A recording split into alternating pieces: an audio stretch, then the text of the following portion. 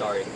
Myself, I'm Susan Sexton, and this is Jazzmin Brown. We're both going to be speaking on behalf of the epidemic on heroin. We're both recovering addicts. Jazzmin's going to go first, so I'm going to hold the mic for her. Here's Jazzmin. Hello, how are we? Good. Good, okay. So, I'm Jazzmin, and I'm a recovering alcoholic addict. And what happened to me is, on October 22nd, I had a heroin overdose, and I had a spinal stroke. What? And at first the doctor said, well, it was 33 minutes without a heartbeat. And then the doctor said I was never going to come off the ventilator. Well, I'm off the ventilator. Then they said I was never going to come off the trach, and I'm off the trach. And then they said I was never going to come off oxygen, and I'm off oxygen. Can I get an amen? Amen. Okay. So,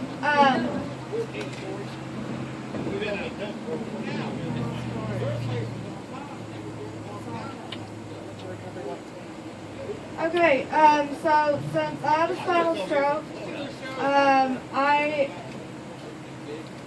have a doctor that I could be prescribed anything at any time, and I'm off all narcotics. I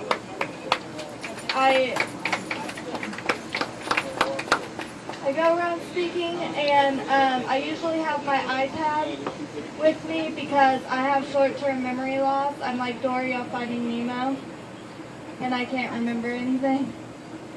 So I have a Jobless Journey page, and the Lord has revealed to me and many other people that I am going to walk again, and I'm going to have full use of my fingers and my whole body. And so I have a Jobless Journey page. I have cards to direct you there.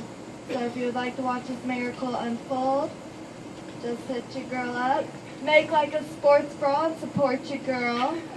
Because You got that right there.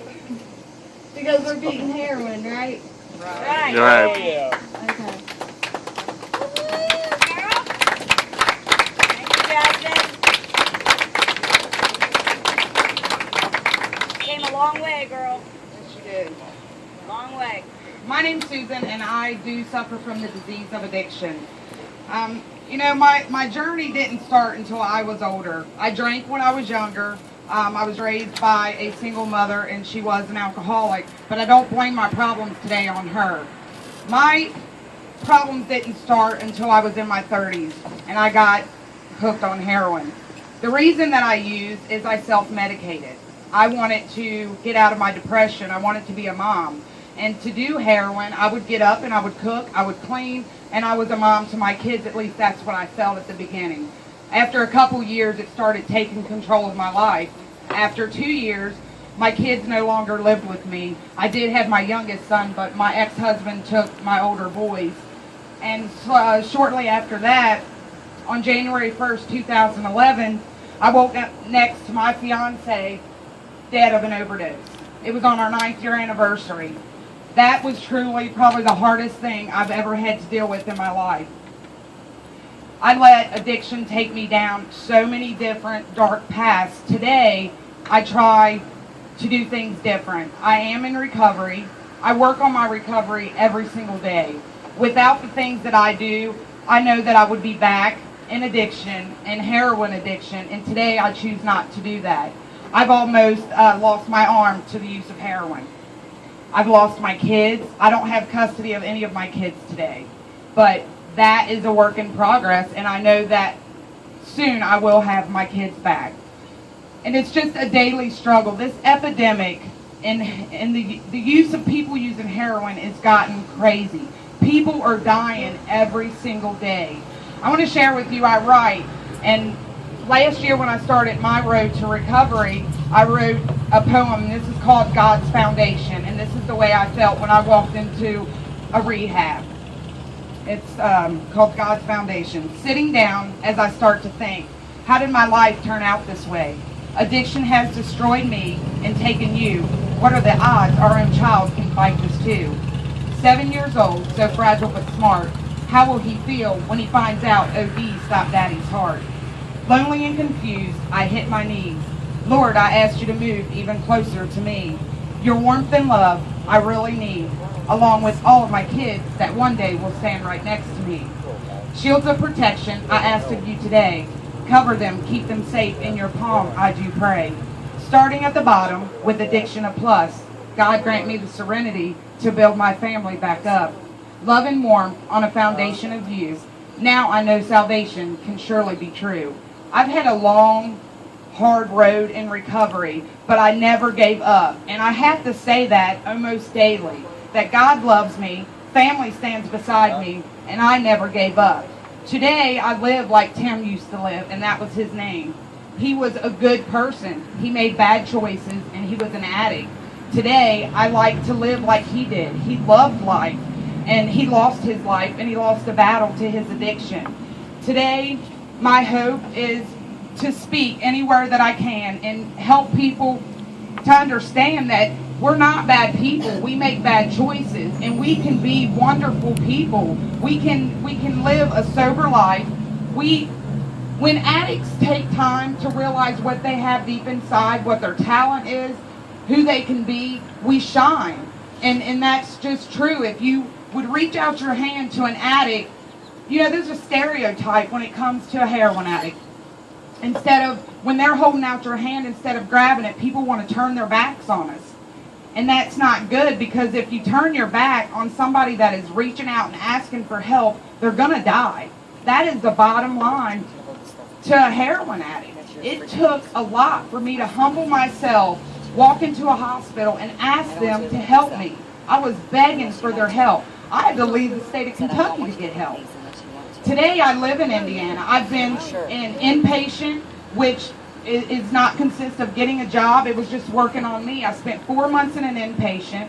I went back home and I did an outpatient. I try to occupy my days by going to meetings, going to the outpatient, and I had to just stay grounded in recovery. And once I started losing that and I quit going to meetings, I relapsed. But one thing I've learned in that outpatient is I did not have to go back to where I was. I didn't have to start at the beginning of recovery again. Recovery time and sobriety time is different. If you want recovery, it is out there for you. But I'm asking the people that don't understand heroin addiction, the families that might have a still suffering addict in their family, to hold out your hand and listen to them. Because if they're talking to you about any kind of wanting help, they want it. It's just a matter of getting there. You know, I was told at one time it would take 2.5 months to get into rehab. I would have died by the time that 2.5 months come. I pray. God is my higher power. And without him, I have no recovery. It just, you know, I'm begging every state to come together. If you have an addict in your family, if you pass an addict on the street and they're reaching out for help, just help them. Even if it's giving them a card or helping to open a rehab. You know, that's my goal today. My goal is, I have a Facebook site right now, and I'm trying to start a nonprofit, and it's called Unchained Praises, because I am praising the fact that I am unchained. I am no longer bound by chains in my heart. I know who I am today, and it's taken me many, many years to know who I am. I not only like myself, but I love myself today, and it's taken going through the rehabs and putting all the time and effort into my recovery. You know, I'm not thankful that Tim passed away, but I'm grateful who I am because of it. I took something horrible and I'm trying to make something good out of it. There are so many people struggling with this disease and they need help. So I asked you today to hold out your hand and grab onto theirs. If anybody wants help, there's so many flyers that she's put out. There's help out there. Lead them to the way that they need to go. If they're asking, they want help. They might be struggling with it, but something you say might get them to the right path. And it takes, even if you're not an addict, it takes something that somebody said to me to want it. And it took a lot of footwork, a lot of steps, but I'm better today. I'm better today because somebody didn't give up on me. I'm better today because there are organizations that are starting rehabs that I didn't have to pay for. If I had to pay for it, I'd be dead. But we don't have the money. We are addicts, and we can rebuild our life. I've rebuilt my life today. I just got out of the WIT house. It's Women in Transitions. I was there for a 4-month period. I've been on my own for a month. While being there, I got a job. I have a car. I have an apartment, not furnished, but at least it's an apartment. And that's something I haven't done in many years. I'm in the process of getting my son back, and that's something that I couldn't have done without somebody that opened a rehab. Somebody that didn't give up on me when I was trying to give up on myself. My prayer for the night was to die. Because when you're in addiction, when you're a heroin addict in addiction, it is so horrible and dark, you don't know how to get out of it. And it takes lots of hands to help that. You know, one person can do a lot. I intend to be the voice of a still suffering addict because I know how they feel, but I also know that there's hope. There's hope today. My hope is that the state of Ohio will come together, that we can build more rehabs because I am living proof. I am on no narcotics. I am not on Suboxone. I am not on methadone. I am on nothing. And I'm happier today than I've truly ever been in my life. And it's taken the rehabs. It's taken looking deep inside myself. And sometimes I didn't like it. It sucked to look at the things I did in the active addiction. But I did it. And I accept myself. I accept everything that I've ever done. And I could stand up here and say it without my heart dropping. But it takes time. It takes people. It takes counselors. It takes a lot of work. And if somebody, they want it and they ask for help, then help them. Help open these rehabs that need to be built. There are so many deaths happening in this addiction. I honestly don't know the number, but I know I live in Indiana today and I hear it from every state that there is so many people dying. So I thank all of you for your time and listening. I want to recite one more poem, and this is how I feel today since I am clean and sober, and it's called Wonderful. How wonderful life is since I am clean. How wonderful my heart feels to finally be free. How wonderful the stars that light my way. How wonderful the smile feels on my face. How wonderful this world is now I see. All of these things God has truly given to me. I stand here today, heroin free. Give her a hand, guys. You can do it all. Okay, the reason we did this today is we have got Kentucky, Indiana, Hamilton, all here joined together. We're trying to join forces. My son, James Barton, Justice for James, Heroin Recovery for You. He died at Hamilton County Justice Center of an overdose of heroin, morphine, and codeine that he got in the rec room. He was clean, and he got it in the rec room. He had a nosebleed at 7:30 at night, April 13th, when I turned him in myself a month before.